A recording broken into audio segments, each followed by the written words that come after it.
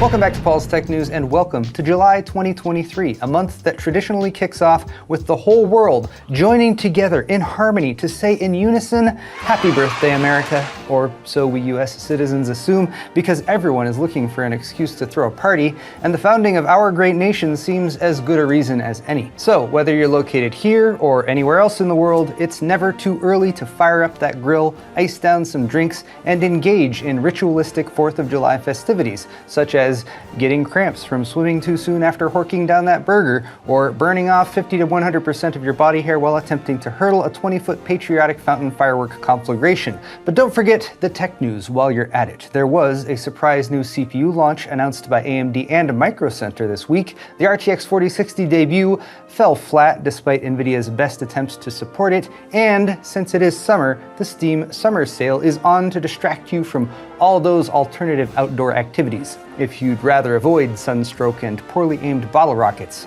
Either way, let's light this candle and proceed with our patriotic display of tech news. Excellent!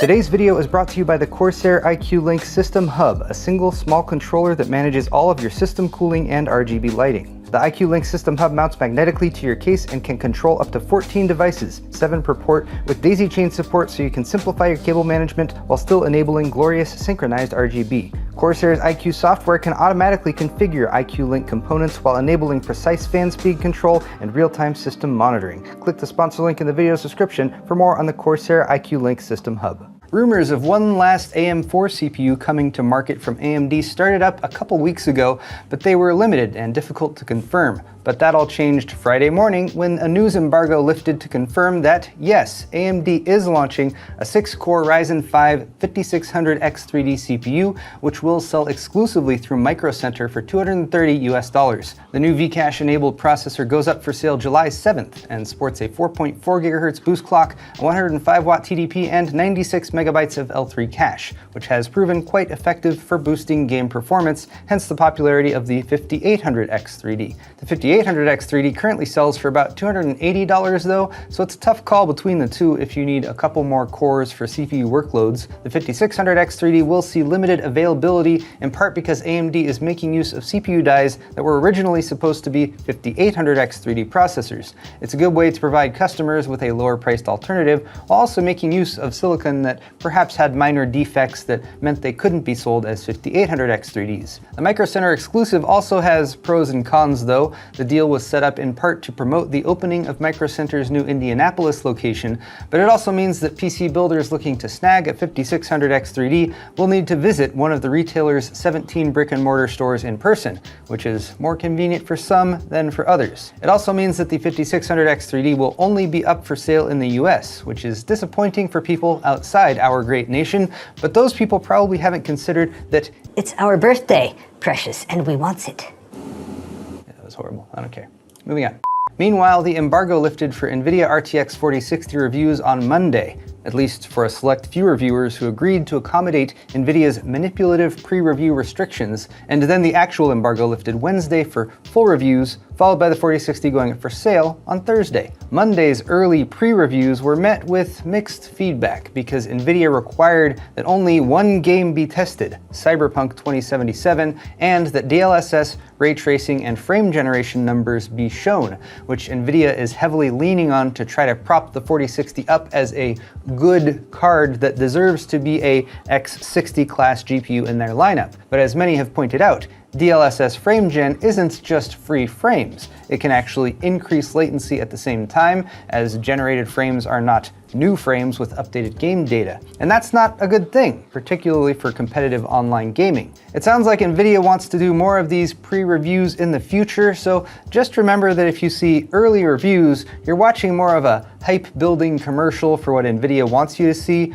versus what should be called an actual review. The actual reviews on Wednesday revealed that, surprisingly, shockingly, Cyberpunk's performance was on the high end of what you should expect in terms of gen-on-gen performance uplift for the RTX 4060, particularly compared to the previous gen RTX 3060. After 2.5 years, a 4060 that only beats the 3060 by 10 to 15% at 1080 and less than 10% at 1440 is underwhelming to say the least, given that we are used to seeing 15 to 30% better performance with a new launch versus the last gen card that was a tier higher. Sadly, versus the RTX 3060 Ti, the 4060 can't even muster up equivalent performance. It's 10% slower or worse, even at 1080p. It's yet another example of Nvidia producing a perfectly functional GPU that's practically DOA due to its positioning and price. If they had just called this the RTX 4050 and sold it for $250 like the prior gen RTX 3050, which its stats line up with, by the way, given the die size, the CUDA core count, and the 128-bit memory bus and 8GB memory allocation,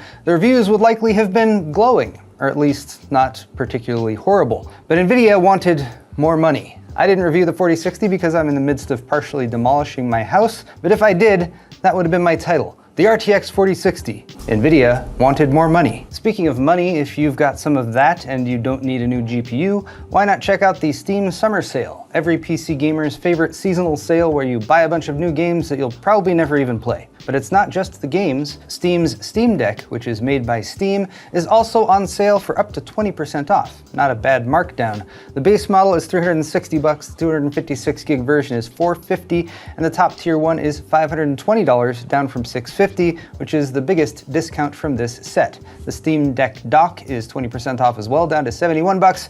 And of course, there are many game sales as well across the Steam catalog. 20 to 90% off sounds good to me, so take your pick and see how fast you can fill up whatever drive or drives you currently have your Steam library attached to. Perhaps I can finally claw my way up to full ownership of Crab Champions. The Steam Summer Sale continues until July 13th.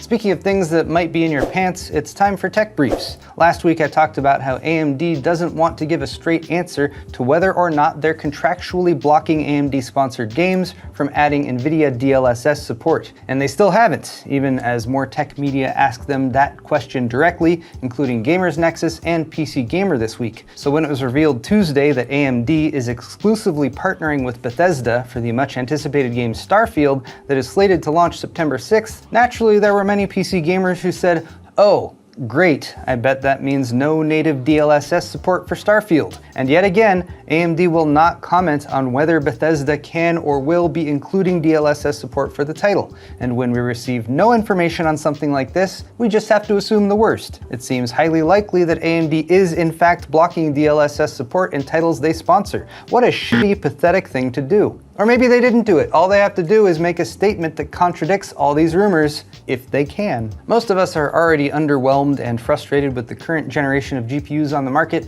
so why not give up on the 40 series and the 7000 series and set your sights on next year's cards, or the year after that. They're undoubtedly in development, and there's a high likelihood that some or many will sport GDDR7 memory, which is good, because I was tired of saying GDDR6X.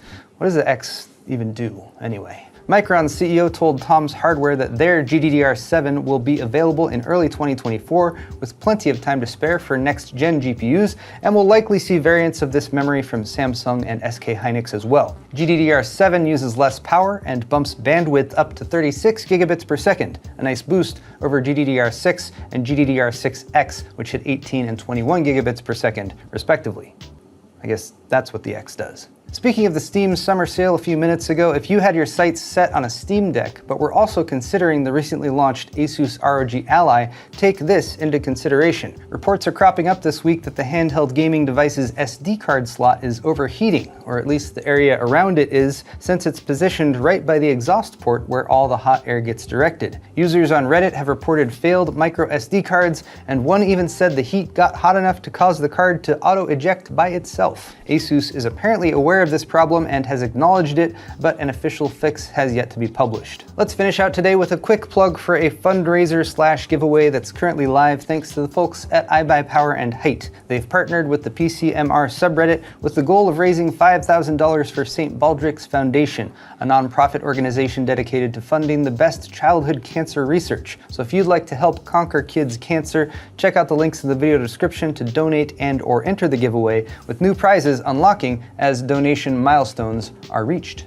including a $1,500 value iBuyPower gaming PC. For the children! By the way guys, one last thing before I go, in the spirit of 4th of July, summer vacation and such, I will be taking a 2-week hiatus from tech news because I won't be able to make it. Construction is going on my house, as well as other things, so just wanted to let you guys know that I'll be resuming the show 3 weeks from today. I do have some other content lined up in the meantime though. But there you have it guys, tech news for the week, and if you liked it, click that like button or leave me a comment down below. While you're down there, all the articles I talked about today are linked in the video's description if you're interested, and you can check out my store at paulshardware.net for high quality merchandise, t-shirts, hoodies, beer sets, and more. Subscribing to my channel is always a good call too. Thanks again everyone, and we'll see you next time.